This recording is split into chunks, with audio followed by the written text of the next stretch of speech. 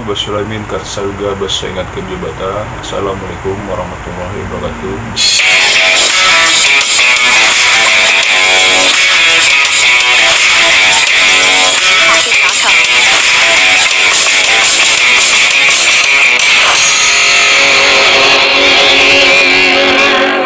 Terkait penolakan Panglima Jilah di Kalimantan Tengah, kami sesungguhnya pencinta Panglima Jilah sangat menyesali hal tersebut.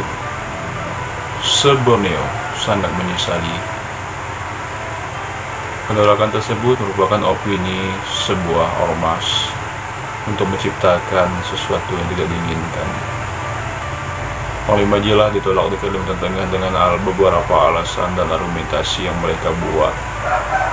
Salah satunya adalah mendirikan pantak tanpa izin mereka, mendirikan pantak tanpa meminta izin. Pantak merupakan salah satu budaya suku Dayak Kanayat yang berada di Kalimantan Barat, dan itu adalah merupakan salah satu yang ditolak oleh ormas-ormas masyarakat Dayak yang ada di Kalimantan Tengah. Yang kedua, kehadiran TBBR di Kalimantan Tengah dianggap meresahkan warga masyarakat Kalimantan Tengah. Banyak sekali aduan dari ormas-ormas tersebut yang merasa tersinggung terhadap keberadaan TBBR yang selalu menggunakan mandau, yang selalu membawa mandau kemana-mana untuk dijadikan sebagai bahan adat istiadat dalam mendemonstrasi. Kehadiran TBBR di Kalimantan Tengah sebetulnya banyak sekali pro dan kontra bagi masyarakat, bagi ormas yang terganggu tersebut. Namun banyak yang tidak tahu dan banyak fakta yang sebetulnya terungkap dari ribuan masyarakat, bahkan jutaan umat yang ada di Kalimantan Tengah, bahwa kehadiran TBBR di Kalimantan Tengah itu sangat-sangat baik sekali, sangat diterima. Yang sebelumnya masyarakat, terutama kalangan muda yang mulai luntur dengan budaya Kalimantan Tengah, akhirnya pasukan merah TBBR berada hadir di Kalimantan Tengah dan mulai tumbuh bibit-bibit baru yang menciptakan keharmonisan, yang mencintai adat istiadat lokal.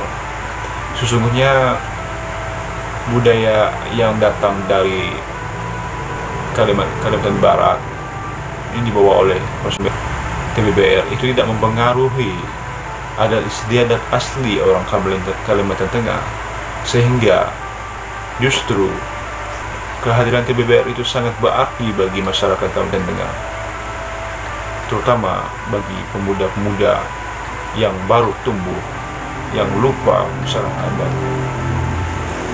Adapun kisruh yang terjadi itu bukan hanyalah sebagai sebuah simbolik, bukan hanya sebuah teguran keras yang paling menyakitkan bagi masyarakat suku Dayak Kalimantan. Sekalipun tubuh tergores sungguh, semuanya terasa luka. Itulah ibaratnya, satu yang terluka, semua yang terluka. Itulah yang sedang terjadi di Kalimantan. Penolakan TBBR oleh 30 ormas, apakah itu semuanya ormas Dayak atau ormas campuran? 30 ormas tersebut meminta agar pasukan merah disidang adat karena telah melakukan banyak kesalahan. Namun hal tersebut sudah tidak mudah untuk mempersalahkan hal yang terjadi di Kalimantan tersebut, karena kehadiran pasukan merah di Kalimantan Tengah itu sangatlah positif bagi masyarakat adat, masyarakat kelas menengah ke bawah. Bagaimana tidak, Kalimantan Tengah yang sedang pernah dilanda banjir yang sebelumnya tidak pernah, dan kemudian banyak sekali warga-warga yang mengeluh sungai-sungai yang tercemar oleh rempah-rempahan pabrik sawit. Kini sekarang semenjak TBBR hadir, hal itu mulai dikurangi, mulai ditegaskan kembali bahwa kehadiran proyek-proyek tersebut harus ditiadakan di Kalimantan Tengah. Dan mungkinlah ini yang sedikit memicu orang-orang yang berkepentingan terhadap perusahaan-perusahaan tersebut, yang pro terhadap perusahaan tersebut, membuat segmen-segmen dan opini-opini yang mengundang sesuatu yang tidak diinginkan. Tapi justru hal tersebut membuka hati mereka, para suku Dayak, para pemuda-pemudi. Akhirnya banyak sekali mereka yang ingin bergabung kepada pasukan merah TBBR. Hingga hari ini lebih dari 50.000 masyarakat pemuda-pemudi Kalimantan Tengah bergabung dengan pasukan merah. Itu justru memperkuat pertahanan masyarakat adat Kalimantan Tengah, memberikan dampak positif. Bagaimana tidak, selama ini Kalimantan Tengah dianggap sebagai tombak bagian dari pertahanan Kalimantan tersebut. Namun hijaunya hutan sekarang sudah diganti dengan hijaunya kebun-kebun sawit, yang itulah yang tidak bisa diterima oleh sebagian orang. Salah satunya adalah pasukan merah TBBR. Tujuan Panglima Jilah dari Kalimantan Tengah atau Kalimantan lainnya bukanlah untuk mengubah atau menghapus adat-adat yang sudah ada, tapi menggenapkan adat istiadat yang sudah ada menjadi lebih sempurna dengan kehadiran pasukan merah Tari Borneo Bengkulu Rajang. Justru itulah yang membuat pasukan merah semakin kuat tatanannya, adat istiadatnya. Yang sudah ada tidak dihapuskan, yang sudah ada diperkuatkan kembali untuk menjadi tatanan masyarakat adat. Namun hal tersebut ternyata tidak berdampak baik bagi mereka yang punya kepentingan, yang tidak pro terhadap kebijakan tersebut. Karena pasukan merah selama ini seperti yang kita ketahui, mereka selalu memberikan demonstrasi yang tidak pro terhadap perusahaan-perusahaan sawit yang dianggap merugikan. Setelah belasan tahun perusahaan sawit tersebut berdiri di Pulau Borneo ini, banyak sekali masyarakat adat yang merasa dirugikan. Hutan-hutan digunduli, hutan-hutan habis dibabat oleh perusahaan. Masyarakat adat dijanjikan sebuah kesejahteraan, namun akhirnya tidak dapat sedikit pun. Yang ada kemelaratan.